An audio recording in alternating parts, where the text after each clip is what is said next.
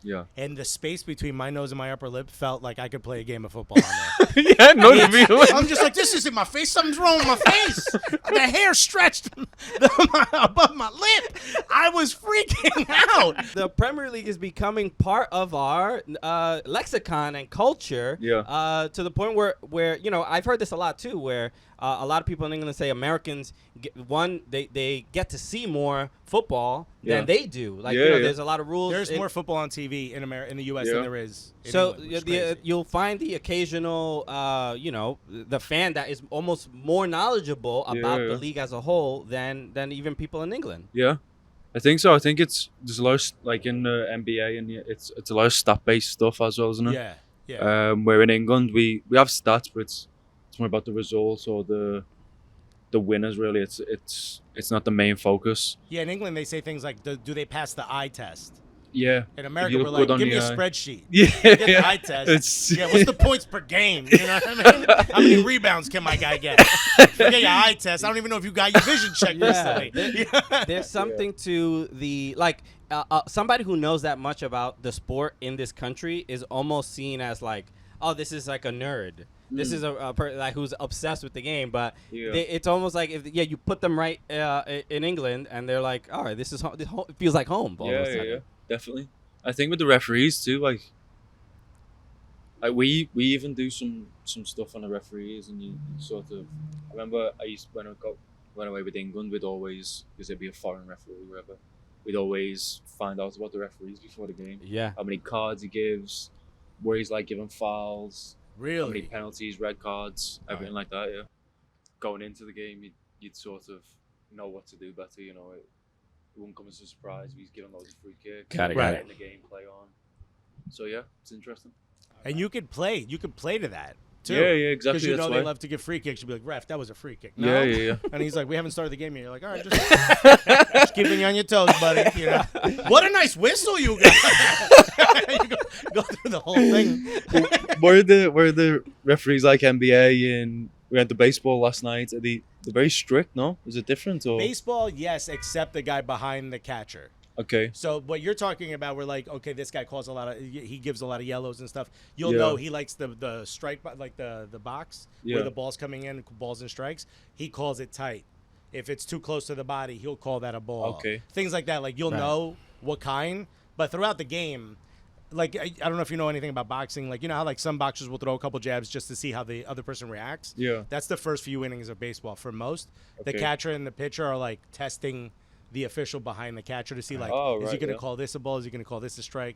Do they care if I have something shiny on me? Sometimes you're not allowed to have that. Right. There's a lot of gamesmanship that goes back and forth. I like that. Yeah, I would say baseball is probably the one sport, as far as the referees or umpires have this similar amount of history as football. Okay. I mean, baseball's been around for almost the same amount of time as football in England. So I do want to talk about fashion a little bit. Should we talk about our fashion? We could. Can we get a rating? Yeah. So I don't know if this happens. You see this at NBA, WNBA, NWSL is doing this a lot, where there's a like culture the tunnel, right? of arriving to. Oh, I've seen it. Yeah. Yeah. I like that stuff. Okay. Right? It's dope, right? Yeah, it's I cool. love it. So we got to do that for Gotham FC, which is the NWSL team in the women's team in New York. Right. We hosted Latinx night. Right. And they asked us to take part in I don't know if they have a name for it, like a fit check catwalk. Yeah. Pretty much. And I said I was going to wear a suit. Wait till you see it. Wait till you see it. He pointed and he was like, I think I'm going to take this back. This is what we decided to wear. I'll show you mine first. Let me zoom in here. Yeah, it's nice. This is what I chose to rock. Yeah, love it. Okay. Hold on. Let me show him mine from the video. Okay. And there's my suit. Yeah. It's a tracksuit. It's a tracksuit. It's allowed. That's good. Right? Look, Yeah. I tied it. First of all, I hit the jail squat. I hit the hip hop squat.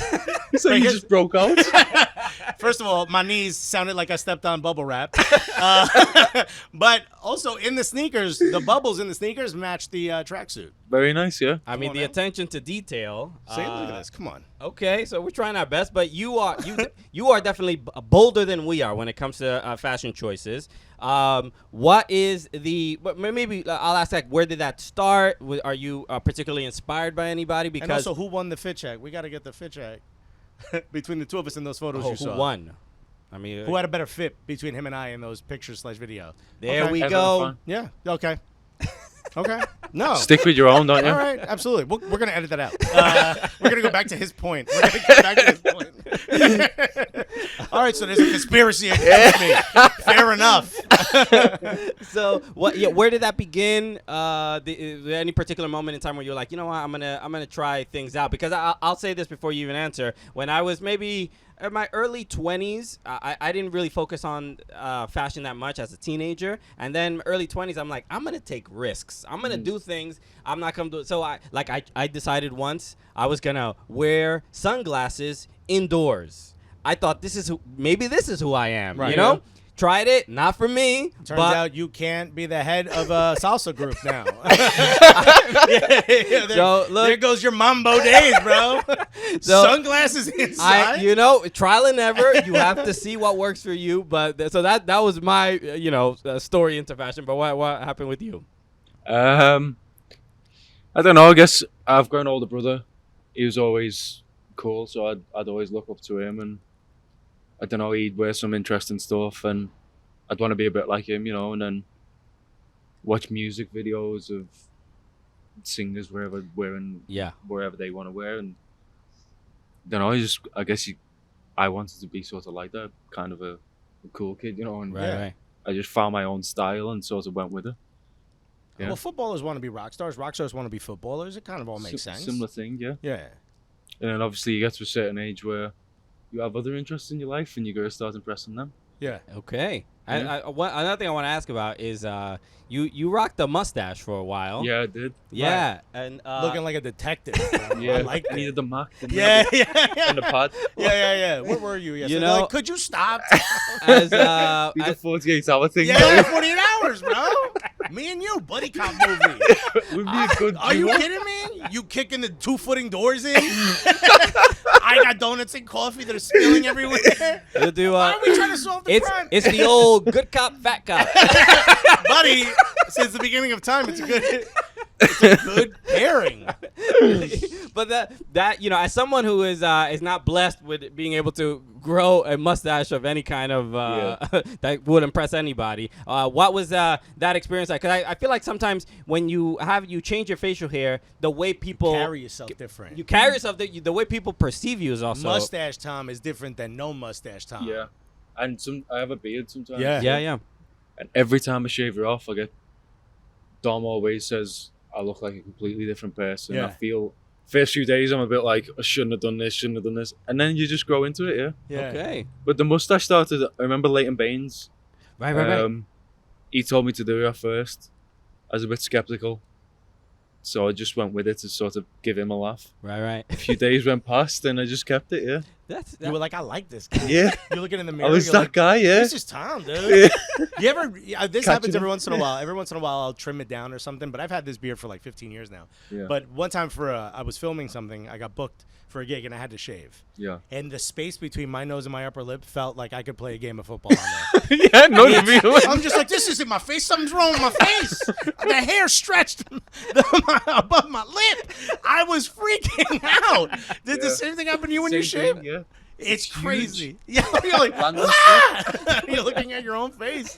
It's like, stop tickling the top of my lip. Bro, it's like you think it's like this much space between your nose and your top lip. Okay.